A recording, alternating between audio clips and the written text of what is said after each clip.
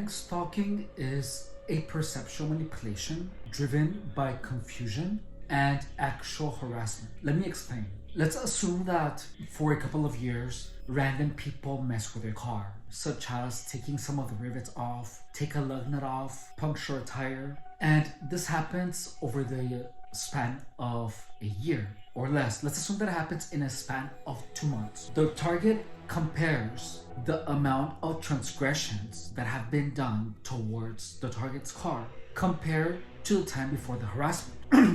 So it becomes safe for the target to assume that there is someone actively messing with the car of the target. Now, imagine that the transgressions to the car of the individual happen in many places. So they happen at the gym, they happen at work, they happen at home. Therefore, you cannot pin the sabotage of the car on a single individual, which leads the target to safely deduce that the sabotage of the car is being done by several different people. Now, through this time, cars do break down, and it's normal. However, because the vehicle of the target has been tampered with several times, the target will be in a state where it actually becomes safe to assume that the malfunction of the car is due because of sabotage. Through the lifespan of the operation, imagine that your car has a dent, and the car of the target or a coworker of the target comes to the target and says, I saw you got a new dent, with a smile. I heard your car got broken into, with a smile. And the smile is a crucial component of it because it's gonna make you assume not only that whoever is telling you this is happy that it happened, but possibly could have something to do with it. As time goes on, gang stalking Chihuahua psychopathic freaks are gonna imply having to do with the malfunction of the vehicle. They typically make these implications with a smile, and they typically say, oh, my car got broken into. And in other words, the gang stalking Chihuahuas impose a narrative on the malfunctioning of the car as if they have something to do with it, which leads to the target believing that the malfunctions have been produced by gang stalking psychopathic Chihuahua freak thieves. The target is being actively fed a narrative where all the malfunctioning where all the malfunctioning of the vehicle of the target have to do with gang stalking. Gang stalking actively produces negative experiences in the life of the target, and gang stalkers indirectly tell the target that it was them. They tell us to the target by having a narcissistic grin. For example, if I drop my keys, a gang stalker that sees that, a gang stalking Chihuahua psychopathic freak that sees that, is gonna just do a smile like this with the intent of appearing evil. This happens to the target in many places. It happened to me when I was staying at a hotel and the battery of my vehicle stopped working. There was actually a person getting actively in front of me and just smiled like this. I didn't think anything of it because I know why car batteries go bad. And my car battery, that battery was like 7 years old. However, when the target loses his or her keys, a cell phone, or their home gets broken into, and suddenly a strange person or a stranger just comes to the target and smiles, the target will automatically assume that gang stalking Chihuahua psychopathic freaks have something to do with it. Through the pass of time and the continuance of produced misfortunes, the target is actively conditioned to believe that any type of misfortune, mishap, or malfunction of the car's vehicle, electronics, or even computers have something to do with gang stalking. This extreme gets to such an extent that even when YouTube doesn't correctly process a comment, targets will assume that gang stalkers have something to do with it. Even when the target is experiencing pain in the ear, the target will assume that it has something to do with gang stalking. The truth is that gang stalking is something that is actively trying to cause pain, something that is trying to cause distress, and gang stalking does this so much that the natural and intuitive assumption for the target is made to be that it has something to do with gang stalking. That's how powerful the psychological manipulations of gang stalking are, and that is how they take place. The gang stalking target literally has experienced so much distress and so much pain. It has been sabotaged so abusively that any type of negative emotion, any type of negative sensation, or even physiological pain is made to be believed that has something to do with gang stalking. When I was targeted, even like a little twitch that I had I assumed that had to do with gang stalking, even though it was a twitch that I just like had. You know, I'm not sure you have noticed, but in some videos I like close one eye and I don't close the other one. For a while, I even believed that it had to do with gang stalking. It's the same thing with the harassment of the headlights. The mere sight of a headlight can actually create physiological sensations and anxiety just literally looking at a light, because the target was actually harassed with headlights, therefore leading the mind of the target to assume that any type of source of bright light has actually to do with gang stalking. I cannot emphasize enough how powerful the gang stalking methodology is. It literally takes the mind of the target into a world where everything around the target has one or two things gang stalking related. The target is literally unable to walk out on the street without thinking of gang stalking, because the target will remember a time where the car of the target was sabotaged by the mere sight of the car. If your car got broken into, gang stalking Chihuahua psychopathic freaks who know that happened to you will be saying around you, "Oh, my car got broken into," and they will smile at you. My assumption for that is to make you remember what happened, and creating the illusion that gang stalking Chihuahua psychopathic freaks had something to do with it. If you find yourself continuously thinking about gang stalking, continuously questioning whether someone is your friend or not, that means that you have work to do. First, you have to disassociate from gang stalking Chihuahua psychopathic freaks, and you have to stop ruminating about the negative experiences produced by these people, if you can call them that, by these psychopaths. You actually have to steer your mind away from the negative memories and replace those with good memories. If you are a targeted individual, you have to understand that gang stalking Chihuahua psychopathic freaks are actively trying to impose a narrative onto your life, and the only way to stop such a narrative is by disassociating from anyone that is pushing the narrative forward.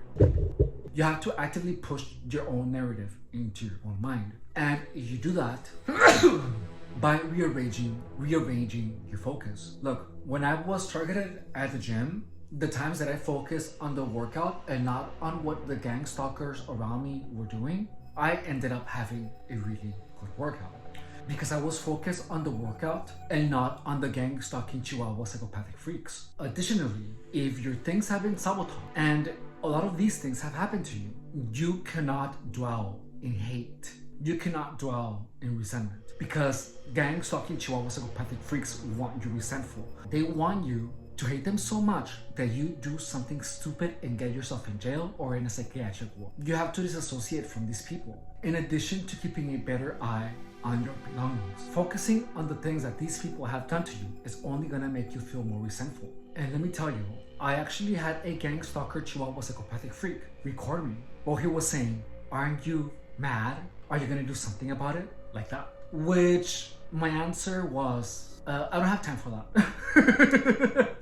I'm too busy on my projects. That was literally my answer, because that is the truth. I don't have time to be resentful. Primarily because a lot of those people are far worse than I am. Most of those people don't even like themselves. And to me, that's the only difference that matters, is that I do. Like, these people have actually given up on themselves. If you are getting targeted, the best thing that you can do is use all that resentment, all that hate, all that negative energy to push you into a brighter future. Because just like no one can control you, you cannot control what they do either. They cannot control what you think about. They can try. And that's what gang stalking is. It's a bunch of people trying to control what you're thinking about. And you cannot let that happen.